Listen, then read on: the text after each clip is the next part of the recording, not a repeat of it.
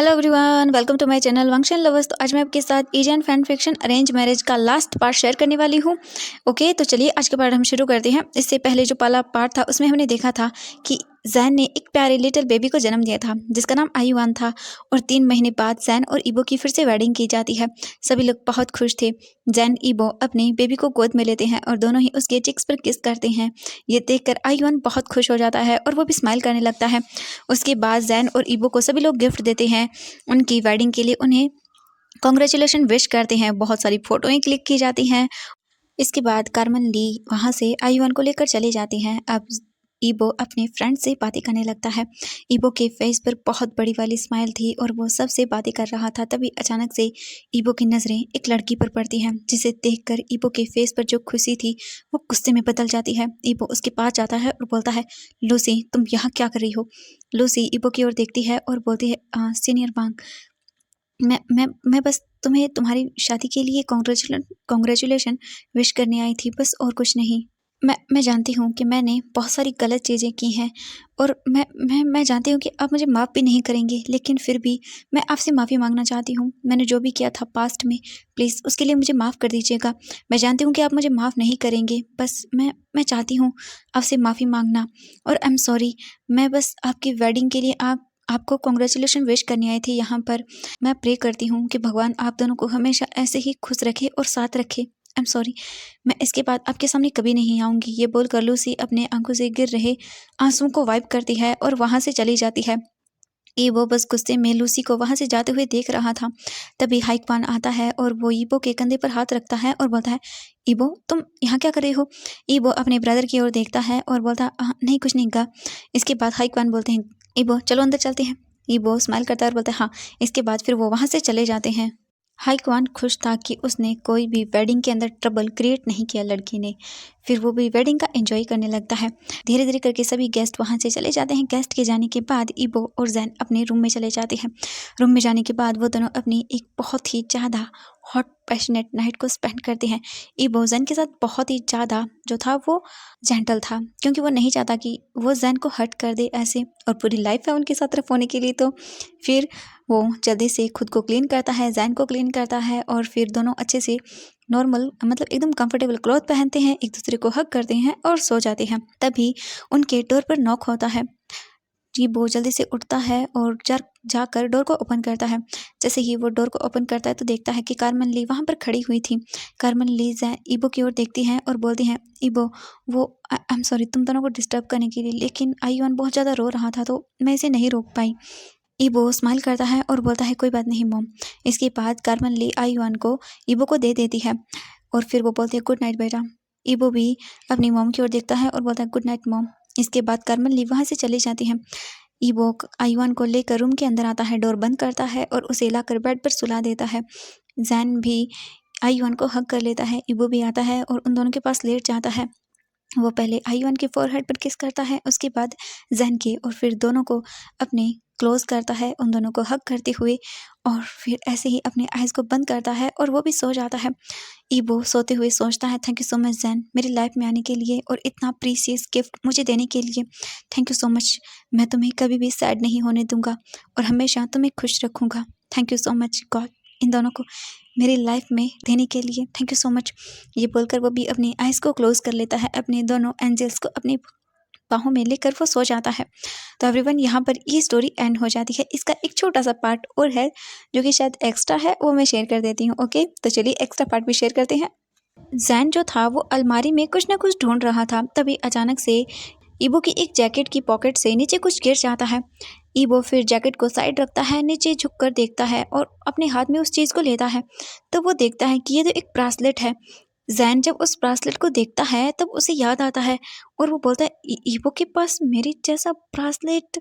फिर वो सोचता है कहीं ये उसी का तो नहीं है, क्योंकि उसे याद है जब वो अपने और अपने ग्रैंड माँ के लिए ये ब्रासलेट लाने के लिए गया था तब उससे एक खो गया था कहीं पर। क्या ये वही है या फिर नहीं है? क्या उसे ईबो से पूछना चाहिए? जैन ये सब चीज़ें सोच ही रहा था। तभी कमरे के अंदर ईबो एंटर करता है। ईबो जैन के पास आता है तो वो देखता है कि जैन तो कहीं अपने ही विचार में खोया हुआ है।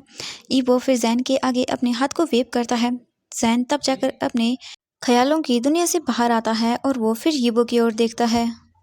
ईबो जैन की ओर देखता है और बोलता है, जैन क्या हुआ, तुम कहाँ खो गए? जैन ईबो की ओर देखता है और बोलता है, नहीं कुछ नहीं, मैं बस वो कुछ सोच रहा था। ईबो जब जैन के हाथ में उस ब्रासलेट को देखता है तो जल्दी से वो ले लेता है। जैन ईबो की ओर देखता है और बोलता है, ईबो तुम्हें तुम्हें ये ब्रासलेट कहाँ से मिला? ईबो जैन की ओर देखता है और बोलता है, ये मुझे किसी स्पेशल पर्सन ने दिया था। जैसे ही जैन ये सुनता है, वो घूर कर ईबो की ओर देखता है और बोलता है, किसने? ईबो जब जैन का रिएक्शन देखता है तब उसे मतलब एकदम हंसी आ जाती है, लेकिन फिर वो अपने आप को कंट्रोल करता है। फिर वो सोचता है कि उसे जैन के साथ थोड़ा सा खेलना चाहिए। फिर वो उस ब्रासलेट को अपने हाथों में लेता है और एक सॉफ्ट सा किस उस ब्रासलेट पर करता है और बोलता है, जैन आई एम सॉरी, मैं तुम्हें नहीं बताऊंगा कि वो कौन है। ओ माय गॉड, मैं क्या करूं, मुझे उसकी बहुत ज़्यादा याद आ रही है। जब जैन ये सुनता है तो उसे बहुत गुस्सा आ जाता है। जल्दी से जैन ईबो के सर पर पंच करता है और बोलता है गुस्से में, बताओ मुझे कौन है वो। ईबो स्माइल करता है और बोलता है, नहीं, मैं तुम्हें उसका नाम तो नहीं बता सकता, हाँ लेकिन मैं तुम्हें उसके बारे में ज़रूर बता सकता हूँ।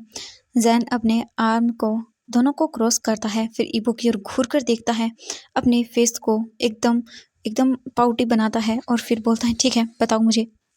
ईबो अपना गला साफ करता है और बोलता है, हाँ ठीक है, तो मैं बता रहा हूँ तुम्हें। उसकी मिल्क की तरह वाइट स्किन है, उसकी बनी जैसे टीथ हैं, एकदम स्लिम वेस्ट है उसकी, जो कि मेरे हाथों में परफेक्ट आती है। और उसकी बहुत ही लॉन्ग आईलैशेस हैं और बहुत ही ब्यूटीफुल आईज़ हैं उसकी। और उसके लिप्स, ओ माय गॉड क्या बताऊँ मैं तुम्हें, उसके लिप्स तो एकदम चेरी की तरह हैं, रेड रेड, जिन्हें किस करने का बहुत मन करता है मेरा। और उसके लिप्स के नीचे ना एक मोल है, ओ माय गॉड, जिसे मैं अभी सक करना चाहता हूँ। ये सुनकर ना जैन को बहुत ही गुस्सा आने वाला था। जैन गुस्से में ईबो को पंच ही करने वाला था, लेकिन तभी अचानक से ईबो उसे रोक देता है और बोलता है, रुको रुको, बस इतना ही है। गुस्से में जैन ईबो की ओर देख रहा था। ईबो स्माइल करता है और बोलता है, oh my God my cute बनी, मेरे पास जब इतना प्यारा क्यूट सा मेरा बनी है तो मैं किसी और के बारे में क्यों सोचूंगा। ईबो जैन की ओर देखता है, वो भी एक स्माइल के साथ। ईबो जल्दी से जैन को अपने क्लोज करता है, उनके चिक्स को पुल करते हुए बोलता है, कितने क्यूट लग रहे हो तुम। गुस्से में जैन बोलता है, तुम्हारी हिम्मत कैसे हुई मुझे मुझे जेलस फील करवाने की। गुस्से में जैन बोलता है, रुको तुम्हें मैं अभी बताता हूँ। ईबो जैन को रोकता है और बोलता है, प्लीज शांत हो जाओ मेरी गुस्सेल बनी, बस तुम एक काम करो, मुझे किस करो। जैन अपना मुंह बना लेता है और बोलता है, नहीं मैं नहीं करूँगा, तुमने मुझे नहीं बताया, ये तुम्हें ब्रासलेट कहाँ से मिला।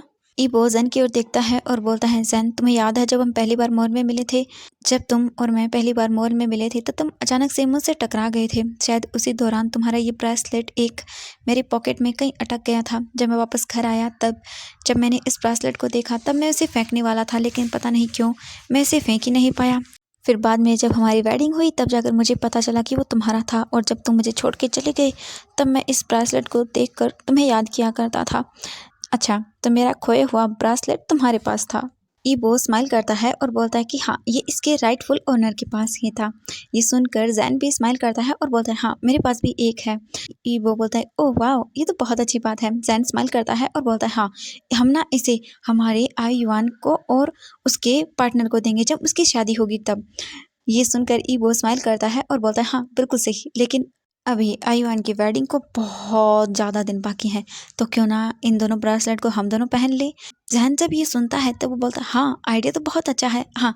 फिर वो दोनों स्माइल करते हैं और उस ब्रेसलेट को वो दोनों अपने हाथों में पहन लेते हैं। वो दोनों स्माइल करते हैं। इसके बाद ईबो जहन को उसकी कमर से पकड़ता है और अपने क्लोज करता है और फिर उसके लिप्स पर उसे बहुत ही ज़्यादा रफली किस करना शुरू कर देता है। काफ़ी लॉन्ग टाइम तक किस करने एक दूसरे से अलग होते हैं, स्माइल के साथ देखते हैं और बोलते हैं।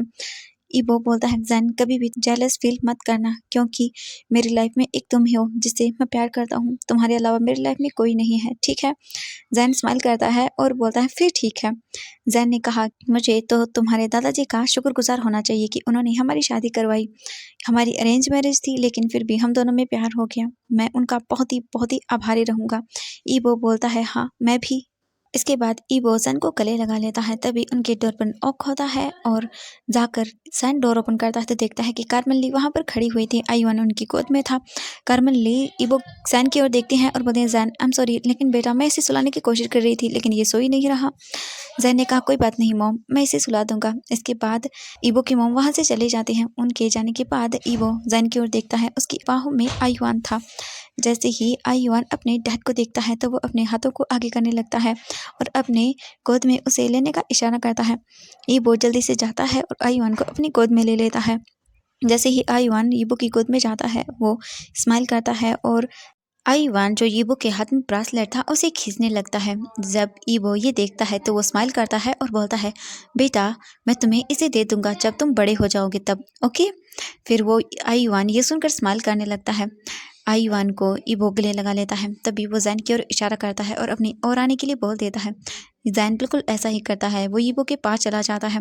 जैसे ही ईबो के पास जैन आता है, जैन को ईबो जल्दी से गले लगा लेता है। ईबो अपने दोनों एंजल्स को अपनी बाहों में पाकर बहुत खुश था और वो बोलता है, मैं अपनी इस छोटी सी फैमिली से बहुत प्यार करता हूँ।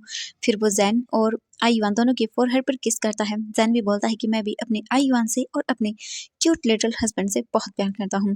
ये दोनों फिर स्माइल करते हैं और ईबो उन दोनों को लेकर बेड पर जाता है और वो दोनों एक दूसरे को हग करते हैं। बीच में अपने आईवान को लेते हैं और सो जाते हैं। तो एवरीवन, यहाँ पर ये स्टोरी एंड हो जाती है। तो मुझे कमेंट करके ज़रूर बताना कि आपको ये स्टोरी कैसी लगी। Thank you so much. इसकी जो ऑथर हैं उन्होंने मुझे अपनी इतनी प्यारी सी स्टोरी को एक्सप्लेन करने के लिए दिया। ओके, तो मैं उम्मीद करती हूँ कि हम एक नई एफएफ को भी शुरू करेंगे जल्द ही, जो कि मैं न्यू ईयर पर करने वाली हूँ। और मुझे कमेंट करके बताना कि इसके बाद मैं कौन सा एफएफ कंप्लीट करूँ। ओके, तो bye bye everyone, good night, have a sweet dreams.